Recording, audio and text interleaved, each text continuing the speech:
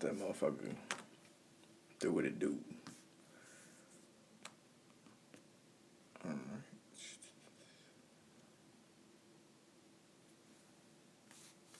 Okay, so before we get anything on this stream, I hope everyone had an amazing Thanksgiving, a good Black Friday, awesome Saturday, awesome Sunday, awesome Cyber Monday, terrific Treat Yourself Tuesday, and it's gonna be a wonderful Wednesday. So I know it's been a minute.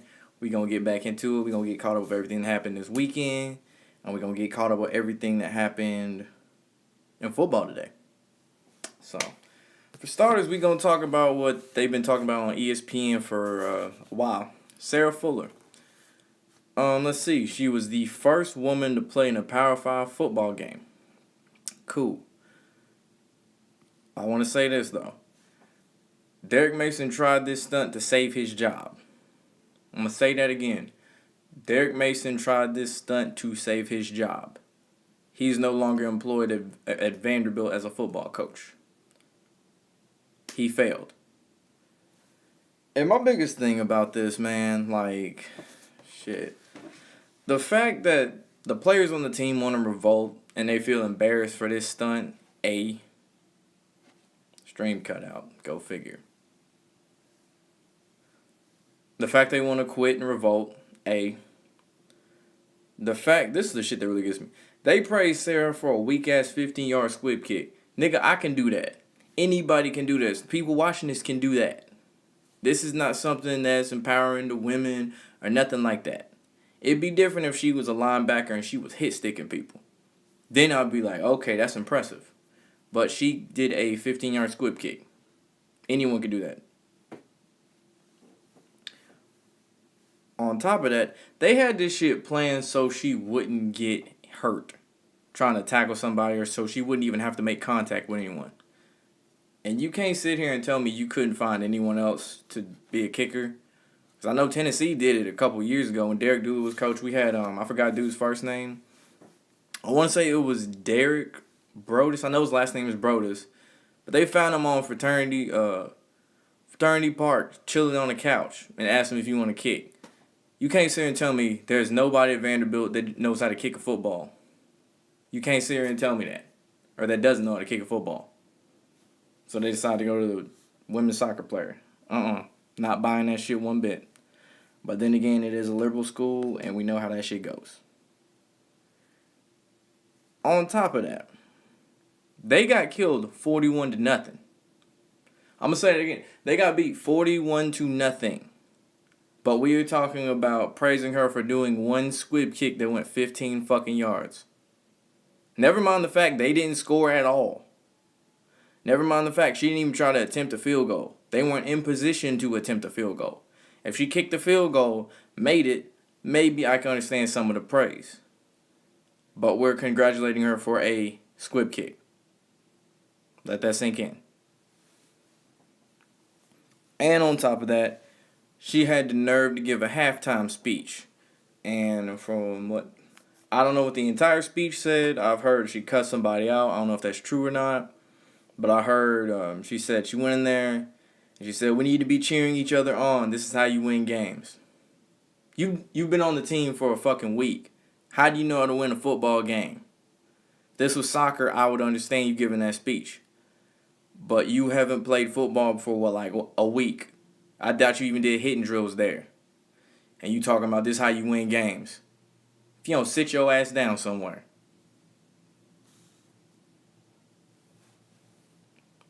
And on top of that, she was an SEC Player of the Week. The fucking SEC Player of the Week. And her team lost. Ain't even her team. The team lost 41-0, but she the SEC Player of the Week. Get the fuck out of here. And don't get me wrong. Women can do a lot of stuff. Y'all can give birth. Y'all can be CEOs of jobs. Y'all can do this, that, and the third. But being a football player is not one of them. And LFL don't count. Sorry, that's just what it is. LFL don't count. Because I know no dude wants to give childbirth. No dude wants to do that shit. So women are powerful for doing that. Women can do a lot of shit. But football ain't one of them. And that's just strictly from a physical standpoint. That's just the facts of it. I don't care if you call me a toxic masculine, toxic shit mean. I don't care if you call me a misogynist, whatever. I'm just spitting the facts about this shit. So, I'm gonna stop there before I really get worked up about this shit. Whew. Next, Nate Robinson with the KO. Okay, first off, this ain't a dunk contest. But shit, Jake slam dunked them fists to your braids and knock your ass out. So you need to take your ass to the NFL, take your ass to the NBA or something. Because I'm sure you can still play in the NBA, but this boxing shit, sorry, nah. If you got up and tried again, good perseverance, but that's about it. Nigga, you was looking like Martin when he was fighting Hitman Hearn. And to be honest, Martin lasted longer in that fight than you did against Jake Paul. And this is Jake Paul's second fight.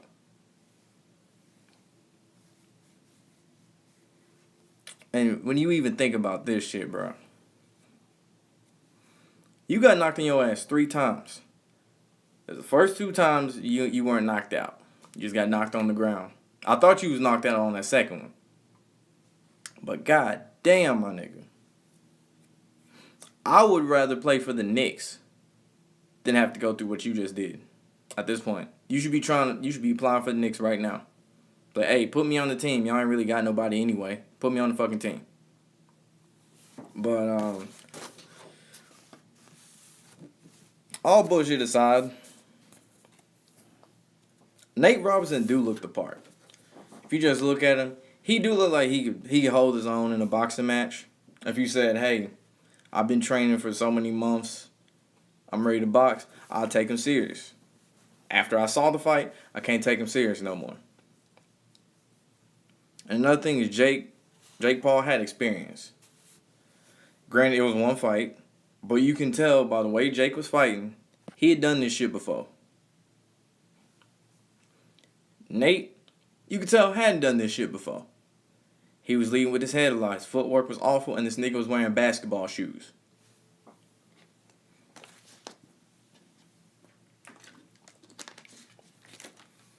I get that Jake Paul is a YouTuber and all that. He's a actor, quote unquote. I get that. But that don't mean that you supposed to be out there wearing basketball shoes and this shit just gonna be all cool and easy. And it's streaming out. Yeah.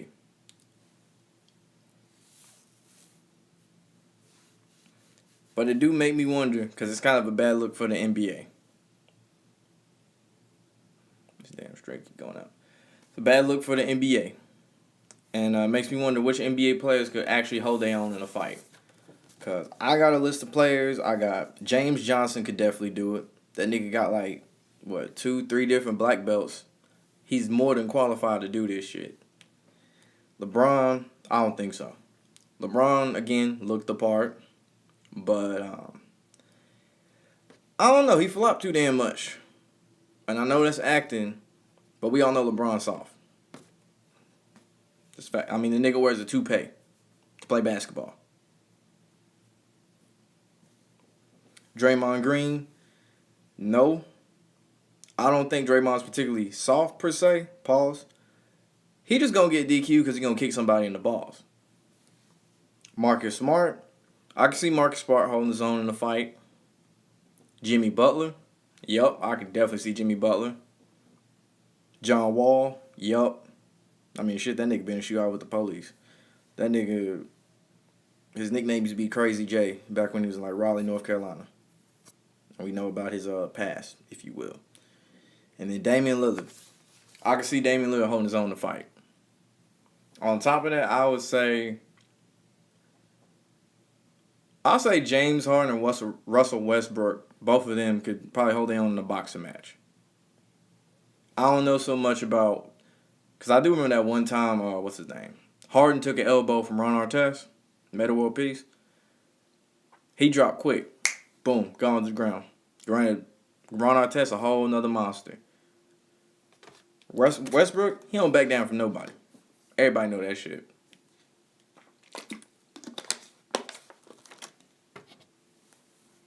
And if you had to pick from some like retired players, you got I say Ben Wallace could hold his own in the fight. The late Kobe Bryant could hold his own in the fight. Ron Artest, Rasheed Wallace, Kenyon Martin. I wanted to say Kevin Garnett, but when you think about it, I heard what Kenyon Martin said about Kevin Garnett, about he more bark than bite. I could see that, but I'm not 100% sure. So I'm going to say, I'm going to lean more towards no for Kevin Garnett. And then, I had one more dude. It was Carmelo Anthony. Carmelo Anthony could definitely hold his own in a fight. And like a boxing match. I ain't talking about a street fight. Most of them niggas probably hold their own in a street fight. Because, I mean, shit. Who really trying to run up on a nigga who's 6'8"? Nigga, you gotta be crazy as hell to do some bullshit like that. Without a weapon.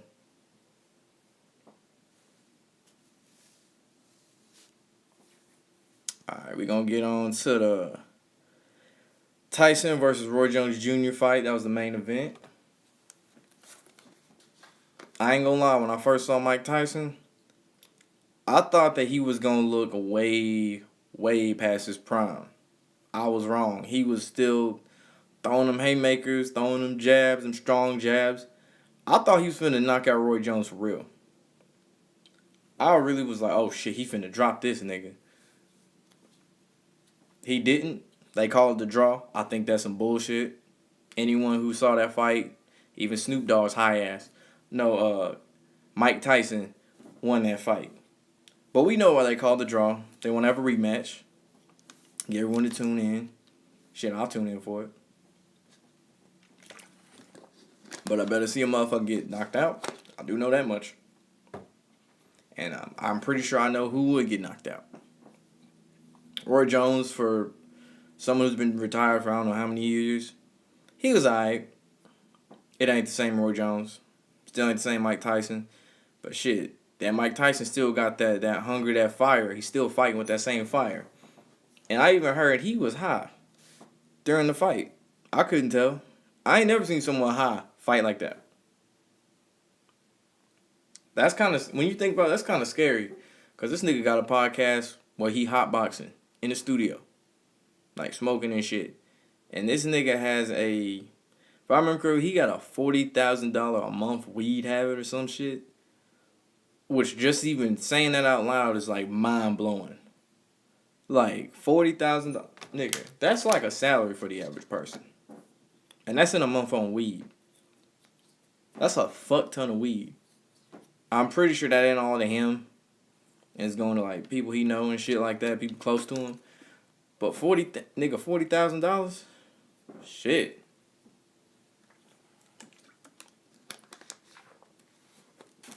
And on to NFL. I'm going to start off by saying my Ravens lost. I'm not surprised. We're using RG3 as a quarterback. We're using him as our running back. Basically, we was counting on this nigga to do everything. And then he got hurt. I'm just like, fuck. And then they brought in the most popular third stringer in NFL history, Trace McSorley. Nigga got his own theme song. Shit went viral on TikTok. He was in there. He kind of did his thing. He threw a touchdown pass to Hollywood Brown.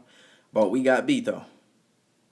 I'm not surprised. We damn near all our offensive weapons were gone. Lamar gone. J.K. Dobbins gone. Mark Ingram gone. Willie Snead gone. On defense, Calais Campbell. I think Patrick Queen. Like, this. I'm hoping that happens. I'm rooting for Washington to win the NFC East. I want to see a team that doesn't have a nickname win the NFC East. I'm ready for that shit. Because the Eagles, I don't know what the fuck they doing. They need to start Jalen Hurts. That's all I know. The Giants, Danny Dimes is out. He ain't out for the season, but he injured. Dallas. You don't know what you're going to get with Dallas. Dallas might drop 40 one week. Next week, 4. Like, we don't know what's going to happen. We know it's going to be semi-entertaining, and then it's going to be a complete train wreck afterwards. AFC South. The Titans, they peaking at the right time. Derrick Henry trucking people like he been doing for the past like 3-4 years. That nigga AJ Brown, aka Cyborg from Teen Titans, being a monster out there, like his Ole Miss buddy, DK Metcalf. I'm convinced those are not human beings. Them niggas are straight robots. Them niggas is too big to be wide receivers. Them niggas could be bodybuilders. They could be linebackers. They could be shit. They could be D linemen for all I know. I don't know where they found these niggas at. I don't know how Ole Miss didn't do more with them. I don't remember who their quarterback is. That's probably why. I think it was shit, what that nigga name? I think it was Jordan Ta'amu. Might have been. I don't remember. Might have been him. But the bottom line is you can't have both of them on the same team and not like make the fucking win the SEC West. You should have beat Bama. I don't know what that defense was looking like. You should have beat Bama though. Bottom line. Buffalo still holding strong in the AFC East. Dolphins right behind. Kind of preseason not favorite, but surprise. I didn't really see them doing this good. I knew Brian Flores had them in the right direction. I was waiting for Fitzpatrick to, turn to Fitztragic. I was wrong. He ain't do that yet. Tua, I hope he gets better. For the sake of my Ravens, I hope the Dolphins lose out. I hope Las Vegas, I'm going to say Oakland. Las Vegas, I hope they lose out too. And Cleveland, because, fuck the Browns. The Patriots, I hope they lose out too, because, fuck New England. They 5-6. They beating how I'll put this. Teams that can make the playoffs, but ain't really 100% playoff teams at the moment. Like Cardinals, that's a good win for them. Ravens, that's a good win for them. Like they can hang with good teams, but lose the bad ones. That's the one thing I ain't never understood about this year's Patriots team. But I do like seeing the Patriots lose to bad teams. That shit will not get old. They had their 20-year run. You can suffer a year. Nah, fuck that. You can suffer like 5 years of losing to like some badass teams. Nigga, you got 6 Super Bowls. You straight. Time to let somebody else win. See, I already said the Browns have yet to collapse. I'm still shocked by that. I'm waiting for it to happen. I am waiting for that shit to happen. That offense is not humming. I am waiting. I'm perched for that shit. In Atlanta, god damn, 43-6. 43-6 to the Las Vegas Raiders. Way to go, Atlanta. That's crazy. You fire your coach, and your team all of a sudden starts winning games. Except to the Saints, because it's the Saints. That is just crazy.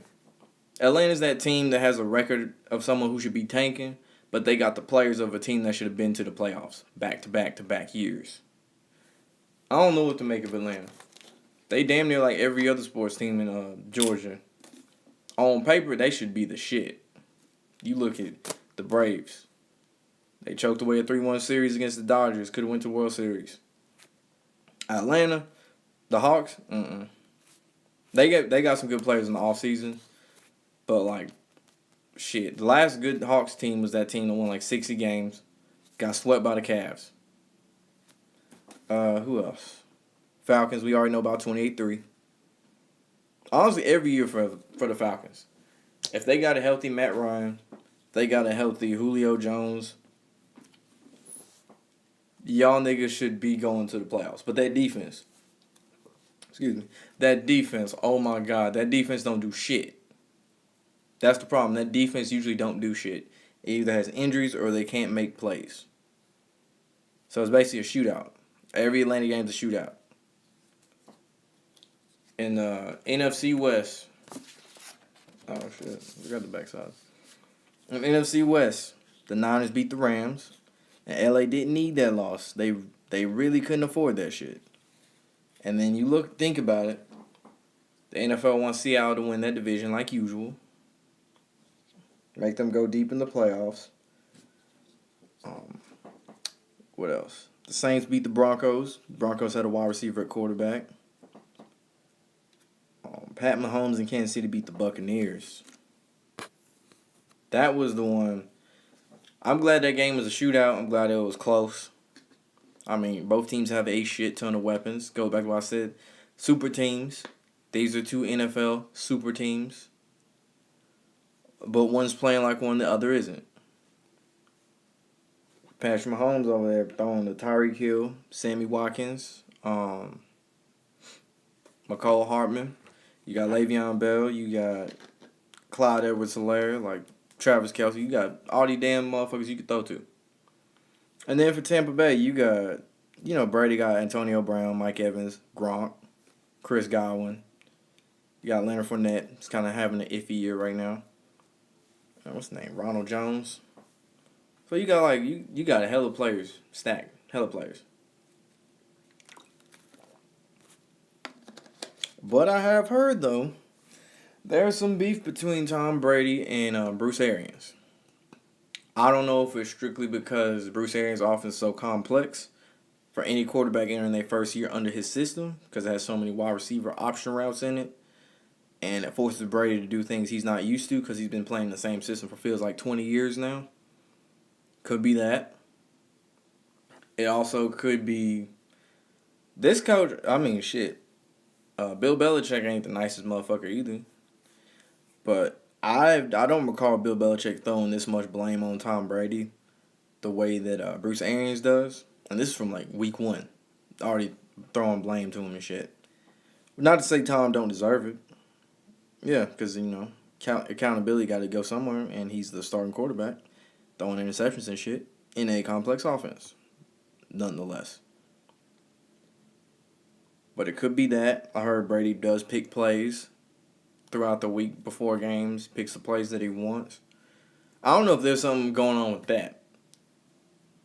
If someone knows more about the Buccaneers situation between them two, comment that shit below. Because I don't know if it could be Bruce Arians wants to call these plays, but Tom don't want to run them. He's audible out of shit. Or if Tom wants to call these plays and Bruce is forcing him to do other plays. Because the last time he had like a conflict with a coach in game, it was during the Super Bowl against the Eagles. And if you watch, there's like a YouTube video, I don't know who has it, where Brady and Belichick didn't even talk to each other. Like, if you look, they're like on opposite sides of the sideline. Like, no eye contact either.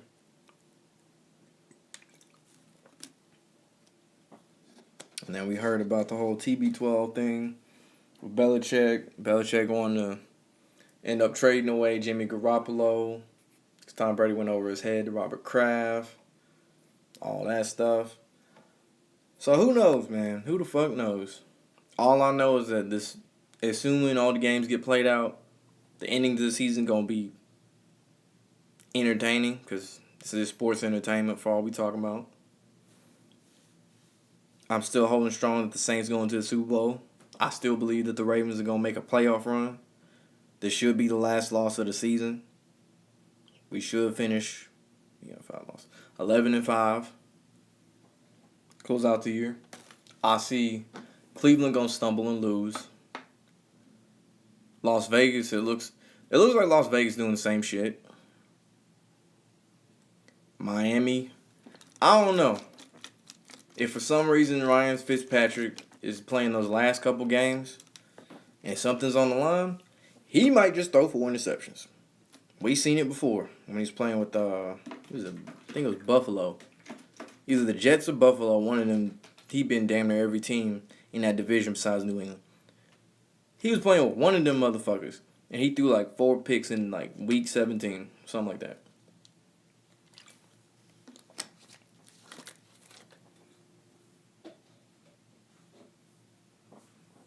They call me Shumi Newbie, the Noom Tank. Okay, shout out Shumi Newbie. I feel like that's a song. I don't know if that's a song or not. It might be. I don't fucking remember.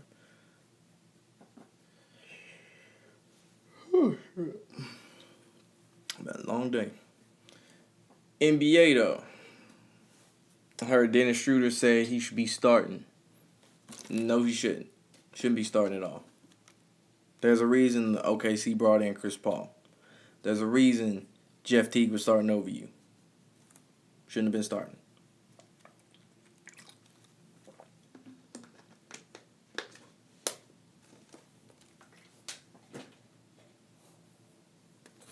Come on, I'm curious how this NBA season gonna go. I'm curious because I don't know. Since they're not in the bubble, I don't know how this traveling shit gonna work. I don't know. I don't know how this shit gonna work. I don't know if they're gonna have limited attendance, no attendance. Did the baby sacrifice really? Yes. Yes, he did. I don't know. I don't know how that shit gonna go. I just hope they're able to get in most of the games. I could see a lot of them getting canceled, but since the season's already so flexible, they're playing 72 games instead of 82. You have more flexibility to get games in that you missed. Um, what else? Yeah, I heard Giannis wants to play with LeBron and Anthony Davis. Not a fan of that. Not at all. Not one bit. I'm tired of motherfuckers. Honestly, I'm tired of motherfuckers teaming up like this. The super team shit. I'm tired of it. I miss the days when motherfuckers would stay on the same goddamn team unless it would actually accidentally warranted it. Like in Kyrie's case, it warranted to leave the team.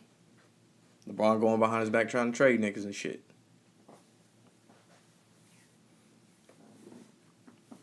I'm curious. I don't know if James Harden gonna stay with the Rockets. He probably gonna be there for like, I say half the season. Then leave, get traded, whatever. I don't know. We'll see. That's an interesting situation. Could be kind of like the lame duck situation, like Chris Paul and OKC. It's like we know you ain't gonna be here long term, but at least make the most of it while you're here. Excuse me. Cause I know he said he didn't want to play in Dan Tony's offense. Which now I think about it, myself included, with like a lot of other people, might have been wrong about the perception of James Harden.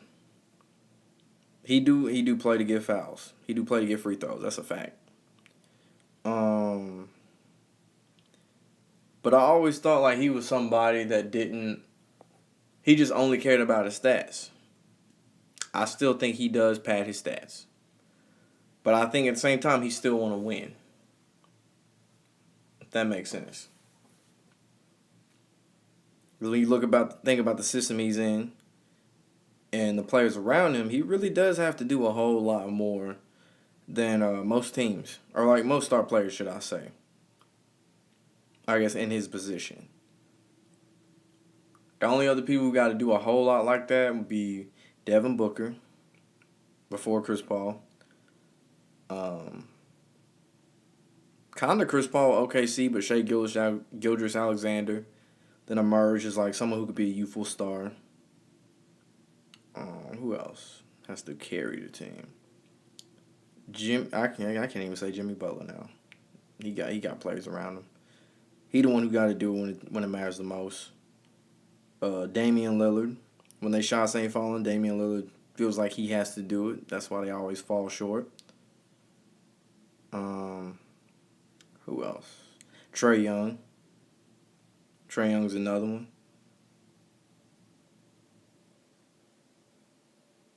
Jason Tatum feels the need to do that, even though he really doesn't have to.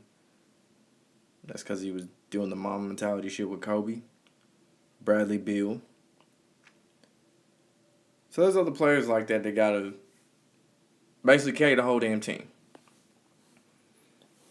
So in James Harden case, it could be just the way the system is, he don't like it, and the players around him doesn't give him the best chance to win. There was that one year when he had Chris Paul, that was his best chance, but they didn't have the chemistry. They couldn't get along behind the scenes. With Westbrook and Harden, you got two players not willing to change their playing style. Westbrook damn sure ain't finna change his playing style. But maybe like a new change of scenery probably would help him. Probably would. I'm just ready to see how all the off season, all the movement goes, and how the season actually pans out. Or what am I trying to say? How the off season pans out as far as free agency and shit. Like Charlotte, I'm curious what they got cooking up over there. Cause you got LaMelo Ball. I still think he's gonna be a bust. He might prove me wrong. Gordon Hayward over there. We got Miles Bridges. Terry Rozier. So like, they got something. But they ain't finna win no. They ain't finna win the East. That shit ain't happening. In the West, still gonna be the Lakers. I'm curious what the Clippers gonna do. Now they got rid of the players that was causing issues in the locker room, if you will. They got a new coach. Oh yeah, they got I think Tyronn Lue their coach. I don't know how I feel about that. I think that's why they fucked up. Besides, getting rid of their future for Paul George, who kind of chokes in the playoffs in big moments. But I think they really fucked up hiring Tyronn Lue as a coach. I hope that news wasn't right. I really hope that was not correct news. Finna look that up, actually. Because truthfully, Sam Cassell should have been the coach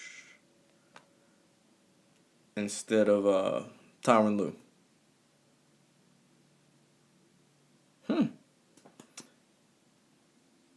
Damn, that nigga was born in Mexico. I didn't even know that. It's crazy. There's no way. Nigga was born in Mexico. Wait a minute. Mexico. Mexico, Missouri. Wow. It's a Mexico, Missouri. Wow, that's misleading. That's a misleading city name. Let's change that shit.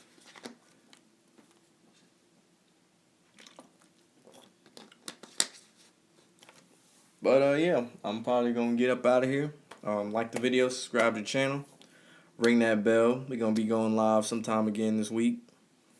I don't know. I'm talking about NFL football, NBA. I don't know what. We're gonna be talking about some shit though. But shit probably gonna go down. We're gonna talk about that shit. So everybody stay warm out there. Stay safe. Don't do stupid shit. Stupid shit is fun to do sometimes. We out.